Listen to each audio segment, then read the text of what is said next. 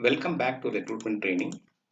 In this section, I'll be explaining about top executives who are in the management side and as well as executives who are in the project management side. Usually, in most of the companies, chief executive officer is number one, and in short, called as CEO, and then comes president, vice president. Vice president, there may be so many titles there: vice president HR, vice president technology, vice president infrastructure, chief technology officer, the person who is dealing with all information technology related information, chief technology officer, in short called as CTO, and chief financial officer who deals with all financial activities, shortly called as CFO, and as well as directors. This is the hierarchy. Now, these persons may be either from the technical side or from the administration side or combination of both. No one knows about it.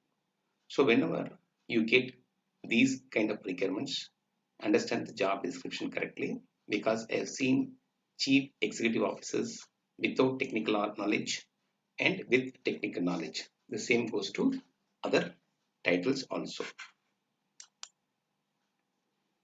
From project management, this is where you see different titles like project manager, program manager, and as well as delivery manager. In the earlier days, what they used to say, if a person is managing one project, then that person is called as project manager. If a person manages one or more projects, then that person is called as program manager. And delivery manager is a way above than the project manager and the program manager. Additional, some kind of skills are provided to this delivery manager. But now, in today's world, there is no difference between the project manager and program manager. One project manager handles one or more projects. A program manager also handles one or more projects. In delivery side, what I've seen is, other than project management, they're also involved in revenue. When I say revenue, like what is the profit, what is the loss, how many resources are going to be hired, and how many persons are going to be fired. All of these situations comes under this delivery manager. It may be different from one company to another company, but I'm sharing my experiences with you. And project manager reports to program manager, and program manager reports to delivery manager. That is what I've seen in my experience. Again, the titles are different and the reporting hierarchy may be different from one company to another company also. Now, there are two types of streams how a person can become a project manager. Stream 1 is through experience and stream 2 is through education. In stream 1, what happens? A person after graduation gets a fresher job in information technology and his title is software engineer, fresher. Then he is promoted to software engineer, then to senior software engineer, and after that module lead. Module means a person can handle one portion. It's called as module lead. For example, if you take this Oracle applications, it has got many modules: finance, supply chain. So a person who is capable of handling that particular module is called as module lead. If you take this Java environment, Java and J2EE, a person who is managing Java, he or she may be called as module lead. J2E, they can be also called as module lead. It's nothing important, just I'm explaining the titles here. Technical lead, a person who is able to manage all the technical perspective. For example, if you have taken like a Java and J2E, this person, technical person, will handle Java and J2E. Project lead, a person who is able to lead the project and provide solutions. Now, when it comes to senior software engineer and above titles, all of these guys are technically sound and they will be able to help the other team members. Suppose if a person is working on .NET environment, then with his experience, he may be able to assist these freshers, software engineers, senior software engineers also. After a certain stage, what happens? These technical leads are promoted to project leads and then promoted to project manager. Now, for project managers, they take the individual responsibility and accountability for implementing the project. And then after promotion, they go to program manager and delivery manager level also. What you must understand here is these guys, stream one, are from the technical background. In .NET, you can see project managers. In Java, you can see project managers. In mobile applications, you can see project managers. How they have come? Because of their experience.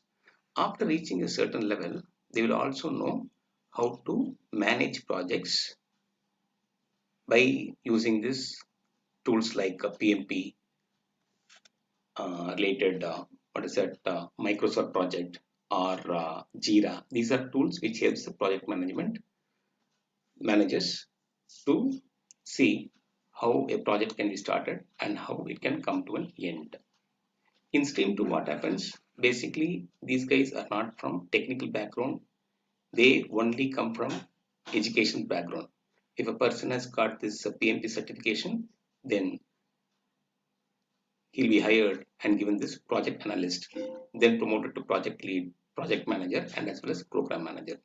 What you must understand here is these titles are related with administration perspective, and these are related with project management perspective. When I was in US, I worked with both managers from the technical background and as well as the non-technical background. Now, most of the Americans, they belong to this stream 2, and most of the other people working in United States, they belong to stream 1. That is what I have seen in my experience. All Americans, they have very good knowledge about the business. They very well do the project management also. Now, from the recruitment perspective, what you must understand, that is very important. Whenever you get the job description, clearly see what is expected from the job requirement. If they say project management, whether those duties are combination of technical and administration, or technical only or administration only, or whether any certification is required. For example, if they ask for a person project manager with PMP, then this PMP becomes mandatory. All depends upon how you analyze the job duties and take it further. And that is all for this slide. Next comes business experts.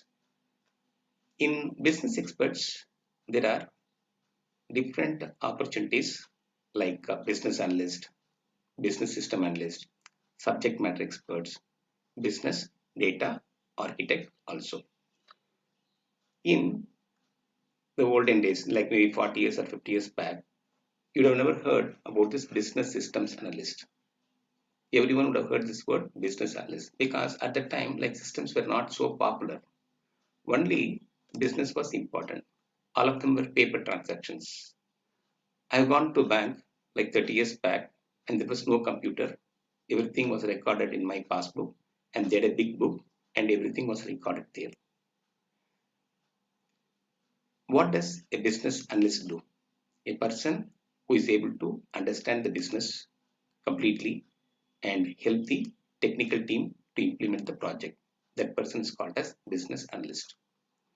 Business system analyst, not only business, that person also understands the system. For example, if the project is going to be implemented on Oracle applications, then the business expert will have good idea in Oracle applications and as well as the business side also. That person is called as business system analyst. Subject matter experts. These guys are very focused towards the subject and they've got very good knowledge in that particular domain. Subject matter expert is a generic name given to any subject. For example, if someone is strong in mathematics, you can call them as subject matter expert. Strong in history, subject matter expert. Now, in information technology, what happens if a person is oriented towards this credit card business for nearly 20 years, then he will know all details about that credit card information, and that is why they are called as subject matter experts. Usually what happens in the IT world, BAs are promoted to SMEs and BAs is business system analyst, they are also promoted to SMEs. What is a business data architect? This guy will know business and as well as how to design the data models. That person is called as business data architect.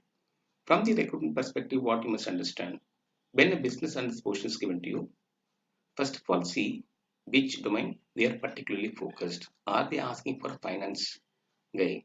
Are they asking for a mortgage industry? Are they aligned with any retail industry? That is very important in business analysis or business system analysis or in subject matter experts. What is the domain that the employees are interested? So try to find out that one. Second thing, what kind of skills are expected from that business system analyst? Nowadays, occasionally you see this business analyst, and most of the requirements are related to business system analyst. You try to find out the skills, whether they're asking for any specific tools there, or they're asking for any project management tools. So if you're able to get this kind of information, then it will be very easy for you to predict how to get the right candidate for business experts. And that is all for this slide. Thanks. Bye.